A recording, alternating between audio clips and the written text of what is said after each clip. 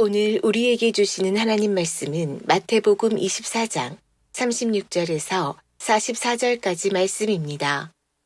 신약성경 42페이지입니다. 그러나 그날과 그때는 아무도 모르나니 하늘의 천사들도 아들도 모르고 오직 아버지만 아시느니라. 노아의 때와 같이 인자의 임함도 그러하리라. 홍수 전에 노아가 방주에 들어가던 날까지 사람들이 먹고 마시고 장가들고 시집가고 있으면서 홍수가 나서 그들을 다 멸하기까지 깨닫지 못하였으니 인자의 임함도 이와 같으리라. 그때에 두 사람이 밭에 있음에 한 사람은 데려가고 한 사람은 버려둠을 당할 것이요. 두 여자가 맷돌질을 하고 있음에 한 사람은 데려가고 한 사람은 버려둠을 당할 것이니라. 그러므로 깨어 있으라. 어느 날에 너희 주가 임할는지 너희가 알지 못함이니라. 너희도 아는 바니 만일 집주인이 도둑이 어느 시간에 올 줄을 알았더라면 깨어 있어 그 집을 뚫지 못하게 하였으리라. 이러므로 너희도 준비하고 있으라. 생각하지 않을 때에 인자가 오리라. 아멘. 할렐루야. 네, 10월입니다. 시간이 어째 이리 빨리 가는지 정말 빨리 가고 10월이 시작되어졌는데 한 해 시작되어지고 또 마무리하는 시간들 가운데 매 순간 주님과 동행하는 귀한 삶을 살아가는 우리 모든 성도님들 될 수 있기를 간절히 소원합니다. 프랑스의 작가인데요, 1915년에 노벨 문학상을 받은 로맹 롤랑이라는 분이 있습니다. 이분이 이런 말을 했는데 같이 한번 읽어봤으면 좋겠는데요. 같이 한번 읽겠습니다. 시작. 인생은 왕복 차표고를 발행하지 않는다. 일단 떠나면 다시는 돌아오지 못한다.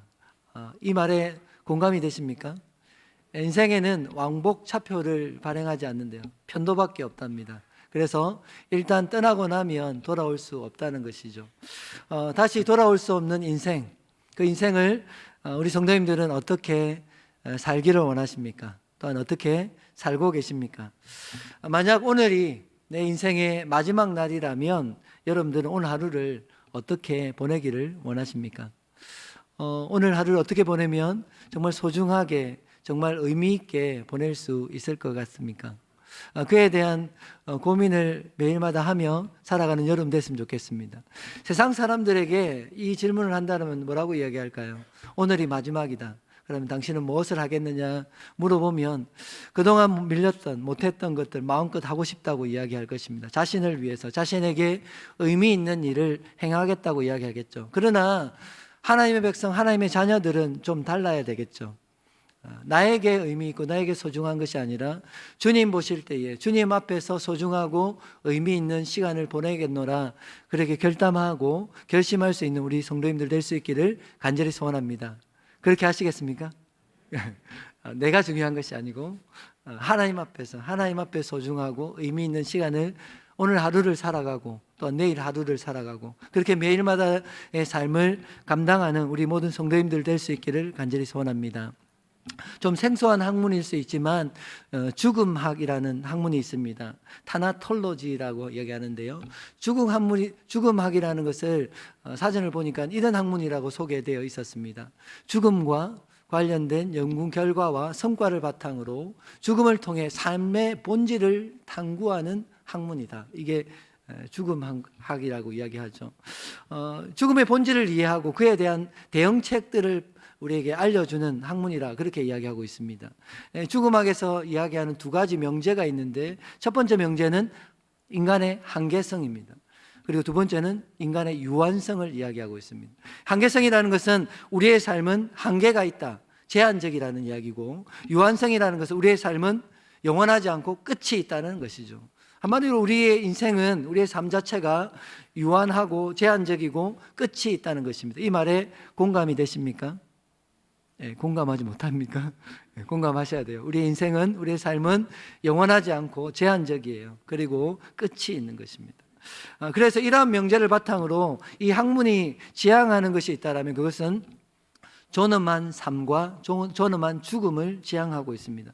쉽게 이야기하면 그런 거예요. 행복하게 살다가 행복하고 인간답게 살다가 행복하고 인간답게 죽음을 맞이하자.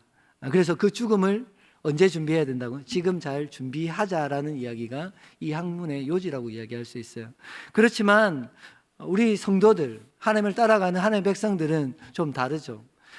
성도들은 어떤 존재입니까? 죽음을 초월한 존재입니다. 그것을 믿으십니까? 안 믿으세요? 네.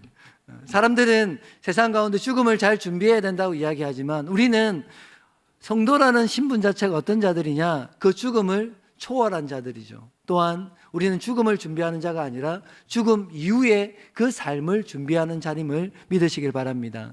그게 우리의 신분이에요. 성도, 주님을 따라가는 주님의 자녀된 자들의 우리의 신분인 것이죠. 또한 그 성도들을 정의할 때에 무엇을 준비하는 자들이냐 하면 주님의 다시 오심을 준비하는 자들이다, 이렇게 이야기할 수 있을 것입니다.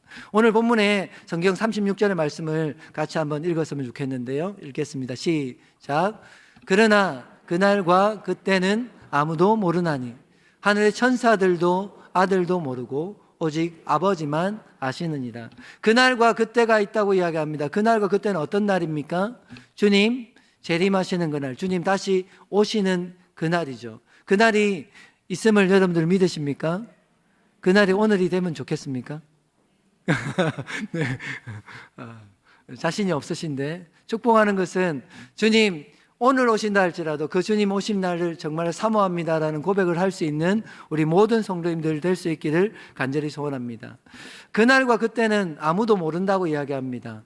사람들 아는 사람이 없다고 이야기하고 심지어는 천사들과 그 아들 예수님도 모른다고 이야기하고 오직 아시는 분은 하나님 아버지밖에 없다라고 이야기하죠. 이 말씀에 딴지를 거는 사람이 있다라면 그 사람이 어떤 사람이든 상관없이 그 사람은 이단입니다. 인정하시죠? 예. 나는 주님 오실 그날을 안다. 몇 날 며칠에 주님 오신다.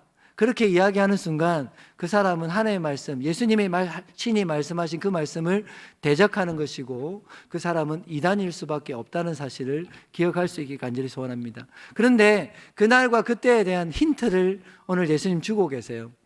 그날과 그때는 어떠한 때인가 이야기할 때 오늘 성경 37절 말씀에 그날은 노아의 때와 같이 인자의 임함도 그러할 것이다. 정확한 때와 시간을 가르쳐 주지 않지만 주님 오실 그때는 노아의 때와 같을 것이라고 이야기한다는 거예요. 노아의 때는 어떻다고 이야기해요? 38절에 보면 노아 홍수 전에 노아가 방주에 가던 날까지 사람들이 먹고 마시고 장가들고 시집가고 있으면서 홍수가 나서 그들이 다 멸하기까지 깨닫지 못하더니 인자의 임함도 이와 같을 것이다.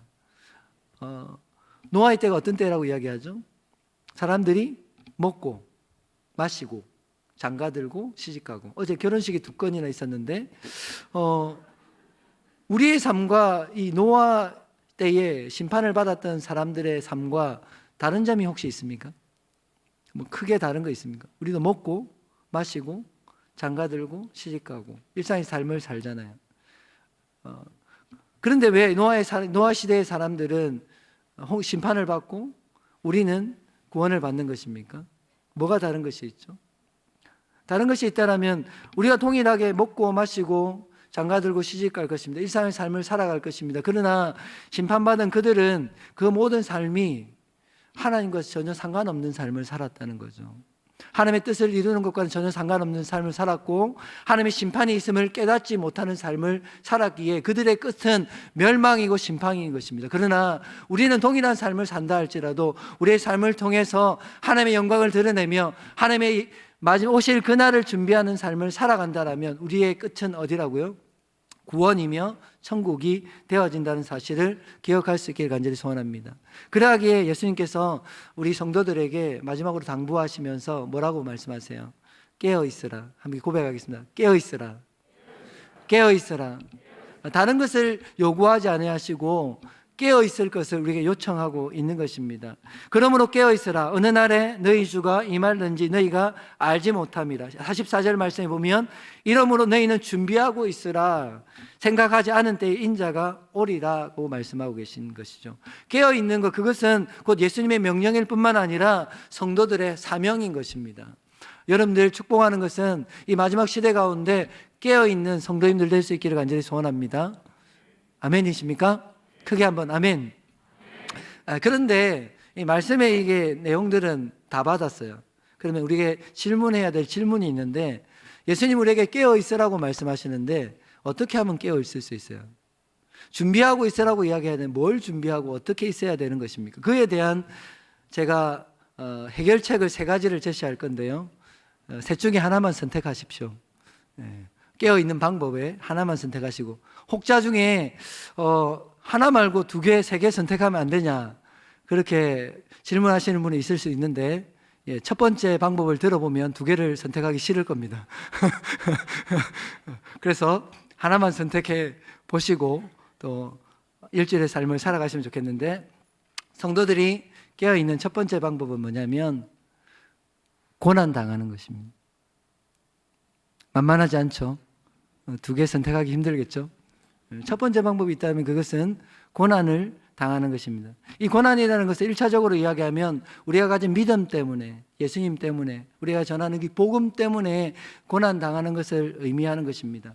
사도 바울은 영적인 아들이었던 디모데에게 반복해서 권하고 명령하고 있습니다. 무엇을 명령하고 있냐면 나와 함께, 복음과 함께 복음을 위해서 고난받으라고 계속 도전하고 있고 요청하고 있다는 거예요.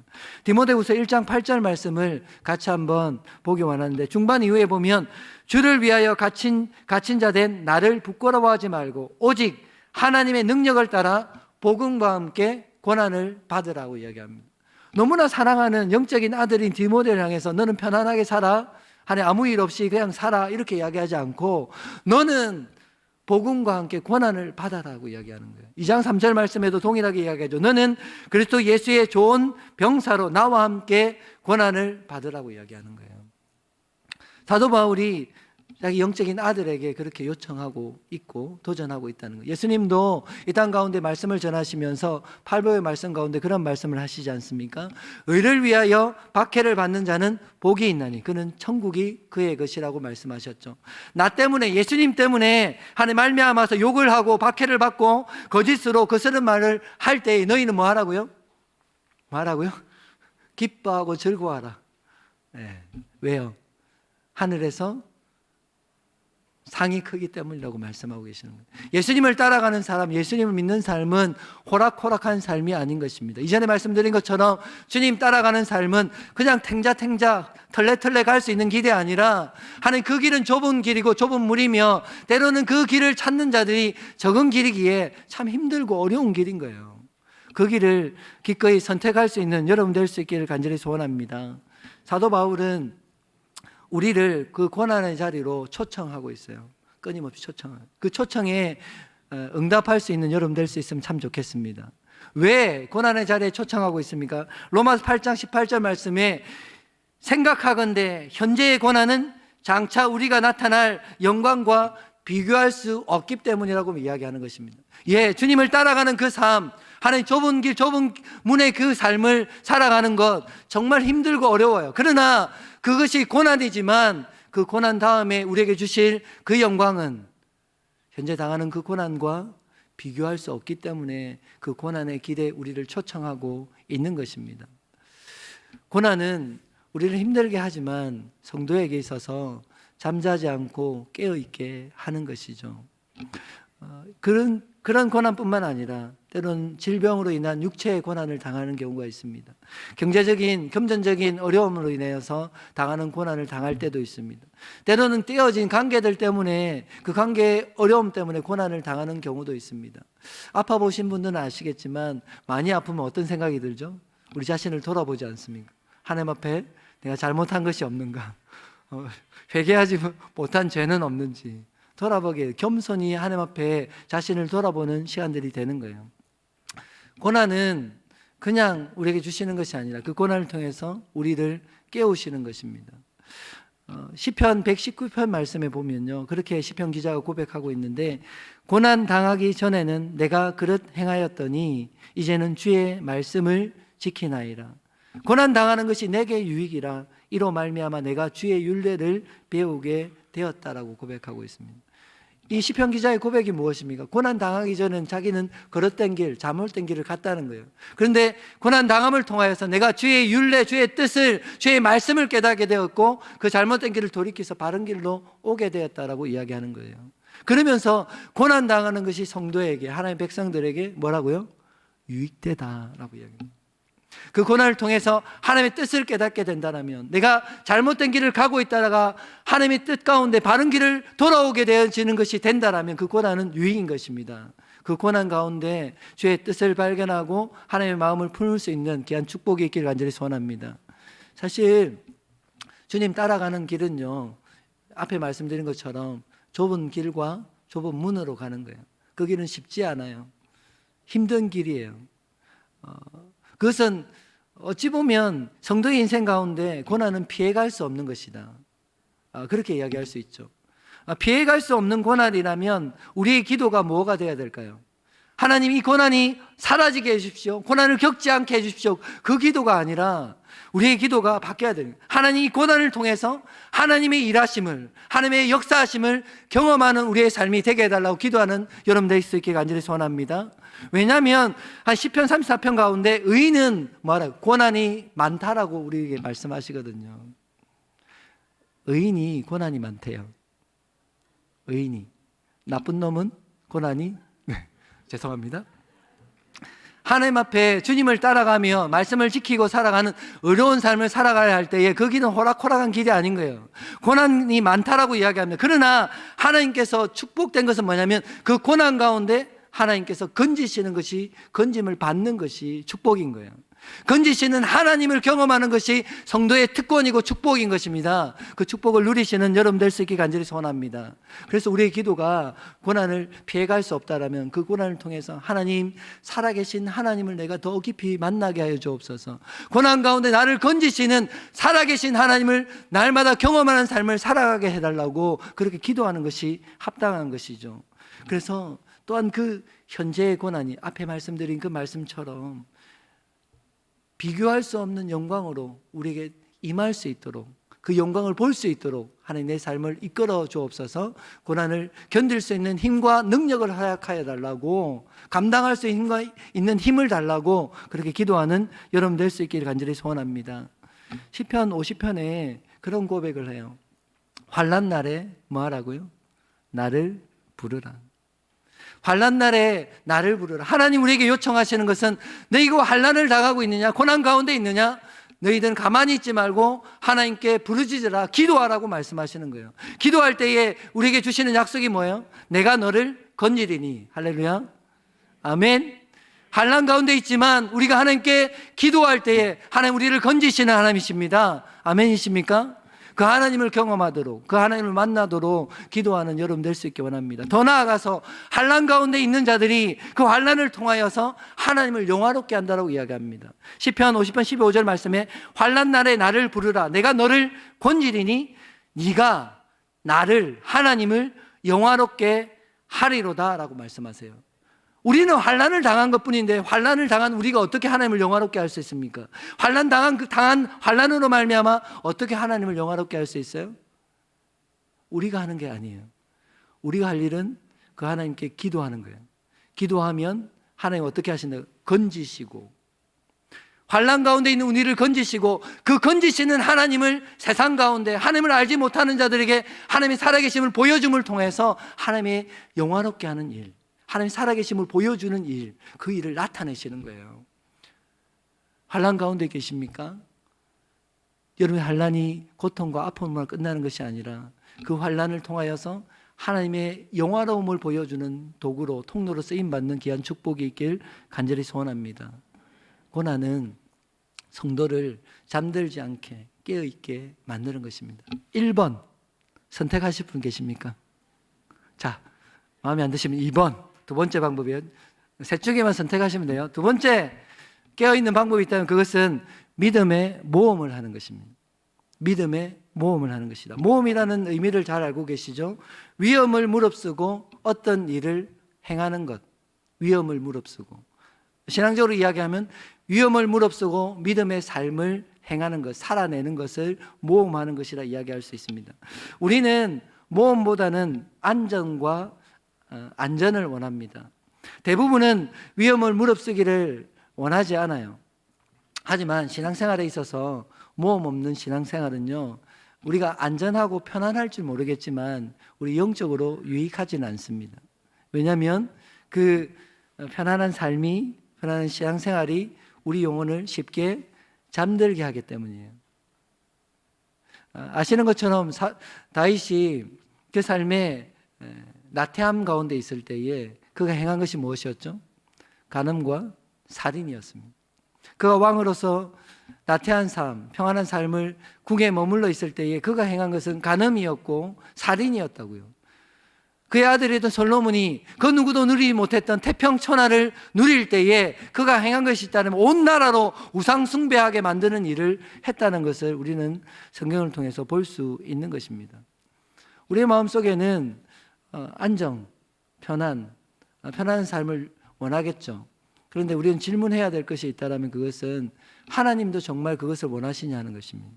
우리의 삶들 속에 정말 하나님이 원하시는 것이 무엇일까 하는 것이죠. 하나님은 하나님의 자녀들이 믿음으로 모험의 발걸음들을 내딛기를 원하십니다. 위험이 있지만 그 위험을 감수하고, 아니면 때로는 그 위험이 있지만 그 위험 가운데 우리를 지켜주실 하나님을 바라봄으로, 의지함으로 모험의 발걸음들을 내딛기를 원하신다는 거예요. 그렇게 내딛을 수 있는 여러분들에게 간절히 소원합니다. 예수님도 그렇게 말씀하시잖아요. 제자들에게 나를 따르라 말씀하셨어요. 그런데 따르는 그 길은 그냥 갈 수 있는 길이 아니에요. 어떻게 하고요? 자기를 부인하고 자기 십자가를 지고 나를 쫓으라. 나를 따르려거든 어쩔 수 없이 그렇게 해야 된다고 말씀하시는 거예요. 그냥 털레털레 갈 수 있는, 편안하게 갈 수 있는 길이 아니라 주님 따라가려면 자기를 부인해야 하고 자기 십자가를 진자만이, 지고만이 주님을 따라갈 수 있다라고 예수님도 말씀하셨지 않습니까? 성경은 우리에게 믿음의 선한 싸움을 싸우라고 이야기하십니다. 그냥 편안한 삶이 아니라 영적인 싸움, 믿음의 싸움을 싸우는 사람, 그 사람이 성도이고 믿음의 자녀라고 말씀하시는 거예요. 다니엘과 그의 친구들의 이야기를 우리는 너무나 잘 알고 있습니다. 그들이 포로로 잡혀갔습니다. 그곳에서 주는 옷, 맛있는 음식, 주는 음식을 먹고 그냥 그렇게 편안하게 살 수 있습니다. 그러나 그 편안한 삶을 그들은 선택하지 않아요. 그들은 하나님의 앞에서 뜻을 정하고 모험을 선택하는 거예요. 뭐라고 이야기하고 있습니까? 다니엘이 뜻을 정하고 왕의 음식과 그가 마시는 포도주로 자신을 더럽히지 않기로 결단을 했다고 이야기합니다. 그 결단은 결국은 모험을 선택하는 길이었죠. 위험을 선택하는 길이에요. 위험을 무릅쓰고 그 길을 가겠다고 결정하는 것입니다. 그냥 편안하게 안주하는 삶이 아니라 하나님 앞에서 거룩하게 자신을 지켜가고 또 주의 뜻을 이루며 살겠다는 결단이었죠. 그런데 아시는 것처럼 하나님은 그 다니엘을 그리고 그 친구들을 그냥 내버려 두지 않으시는 거예요. 그들을 사자굴 가운데도 지키시고 하는 풀무 가운데서 보호하시는 그 은혜와 능력을 경험하게 되시는 것입니다. 축복하는 것은 우리 성도님들이 위험이 있지만 그 위험을 무릅쓰고 신앙의 믿음의 모험의 발걸음들을 내딜 수 있는 귀한 축복이 있기 원합니다. 그 걸음 가운데 하나님께서 함께 하시는 귀한 은혜가 있기를 간절히 소원합니다. 2번입니다. 3번입니다. 세 번째 방법이 있다면 그것은 한 영혼을 품는 것입니다. 사랑하는 사람은 닮는다는 멘트를 합니다. 여러분들 하나님을 닮고 계십니까? 또한 우리를 통해서 하나님을 보여줘야 한다. 그렇게 이야기합니다. 이 자리에 앉아 계시는 분들 중에 사람들에게 예수님 믿지 마세요. 하나님 믿지 마세요. 그렇게 담대히 이야기할 수 있는 분이 있습니까? 아무도 없을 거예요. 믿지 마라고 말할 수 없기 때문에 반대의 말을 하는 거죠. 예수님 믿으세요. 하나님 믿으세요. 너무 좋습니다. 우리의 삶이 변합니다라고 전할 수밖에 없는 것입니다. 성도가 늘 깨어있는 방법, 마지막 방법은 그것은 한 영혼을 품는 것입니다. 이 영혼을 품는다는 것은 우리에게 주어진 사명을 감당하는 것을 의미하는 것이고 또한 주의 복음을 전하는 것을 의미하는 것입니다. 성도가 한 영혼을 품을 때에 한 영혼의 구원을 위해서 기도할 때에 그 한 영이 주님 앞에 돌아오기를 소원하고 나아갈 때에 그 영혼은 잠잘 수 없는 것입니다. 사실은 그 영혼을 위해서 내가 헌신하는 것 같고 손해보는 것 같지만 실제로는 그 모든 영혼을 품는 수고를 통해서 내 영혼이 살아나는 그런 은혜를 누리게 되는 것입니다. 우리는 전도 대상자들 뭐라고 부르냐면 태신자라고 부릅니다. 태신자의 뜻이 무엇입니까? 그것은 전도자의 마음속에 잉태되어 있는 예비 신자를 의미하는 것입니다. 마치 어미가 여인이 아이를 잉태하는 것처럼 다시 태어날, 하나님의 자녀로 태어날 그 생명을 우리 안에 잉태하여서 그래서 태신자라고 이야기하는 거예요. 성도님들도 다 공감하시는 것처럼 생명을 잉태한 엄마는 어떻게 하죠? 아무거나 먹지 않아요. 평소에 커피를 좋아했지만 커피를 먹지 않습니다. 그런 분 없겠지만 꼴초여도 임신을 하면 담배를 끊습니다. 맞습니까? 그 생명 때문에 아무나 먹지 않아요. 아무나 말하지 않습니다. 아무 곳에 아무렇게나 행동하지 않습니다. 아무거나 듣지도 않아요. 왜요? 내 속에 있는 이 생명이 너무 귀하기 때문에, 생명을 위해서. 하나님께서 우리에게 그러한 생명을 잉태하는 한 영혼을 품고 살아갈 것을 요청하십니다. 그로 말미암아 우리가 깨어서 더 온전한 모습으로 서게 될 것이라고 요청하고 계시는 것입니다. 사도 바울은 사도행전 20장 24절 말씀 가운데 그런 고백을 하고 있죠. 나의 달려갈 길과 주 예수께 받은 사명 곧 하나님의 은혜의 복음 전가하는 일을 마치려 하면은 나의 생명을 조금도 귀한 것으로 여기지 아니하노라. 사도 바울이 그 삶의 여정을 끝까지 갈 수 있었던 이유가 뭐라고 말씀하냐면 그것은 주님께 받은 사명 때문이고 하나님의 그 은혜의 복음을 전할 수 있었기 때문에 그 삶의 끝까지 갈 수 있다고 고백하고 있는 것입니다. 사랑하는 성도 여러분, 한 영혼을 구원하는 그 일들, 그것은 그 영혼을 위한 것도 있겠지만 분명히 아셔야 되는 것은 내 영혼을 살리기 위한 것이라는 것을 기억하시길 바랍니다. 1번, 2번, 3번 무엇을 선택하시겠습니까? 가장 쉬운 것 선택하십시오. 뭐가 쉬운 것 같습니까? 3번인 것 같지 않습니까? 네. 고난 받을래요? 네. 한 달입니다. 한 달 동안 한 영혼을 품을 그 영혼을 돌아보십시오. 그리고 기도하고 그 영혼이 하나님께로 돌아오기 위해서 기도하실 때에 여러분 영혼이 깨어 하나님께로 더 가까이 나아가는 귀한 축복을 누리게 될 것입니다. 처음 시작했던 로맥 롤랑이 이런 말을 동일하게 나눴더라고요. 영웅이란 자신이 할 수 있는 일을 해낸 사람이다. 반면에 범인, 평범한 사람은 할 수 있는 일을 하지 않고 할 수 없는 일만을 바라고 있다.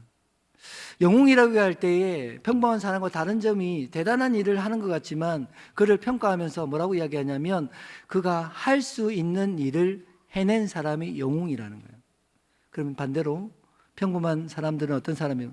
자기 해야 될 일, 할 수 있는 일조차 하지 않고 할 수 없는 일만을 바라보고만 있는 사람, 기대하고만 있는 사람, 그 사람이 범인이라고 이야기해요. 소원하는 것은 우리가 할 수 있는 일을 할 수 있길 원합니다. 여러분들이 전도한다고 할 때에 한 영혼을 하나님의 사람으로 바꾸어서 목사를 만들어라 이 이야기를 하는 게 아니에요. 여러분이 하셔야 될 일이 뭐죠? 안 믿는 사람 발견하고 그를 위해 기도하고 그에게 말을 건네는 거예요. 이러한 교회 행사가 있다. 교회 한번 가보자. 초청하는 거예요.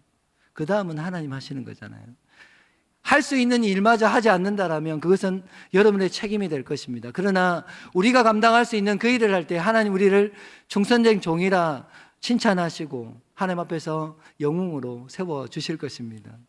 우리 모두가 그렇게 세워지는 귀한 축복이 있길 원합니다. 오늘 말씀 가운데 노아의 때의 사람들과 우리의 다른 점이 무엇입니까? 동일하게 우리가 먹고 마시며 시집가고 장가가겠지만 그들은 하나님의 뜻과 상관없는 자기의 욕망을 이루는 삶을 살았다라면 하나님의 백성, 하나님의 자녀들은 달라야 하지 않겠습니까?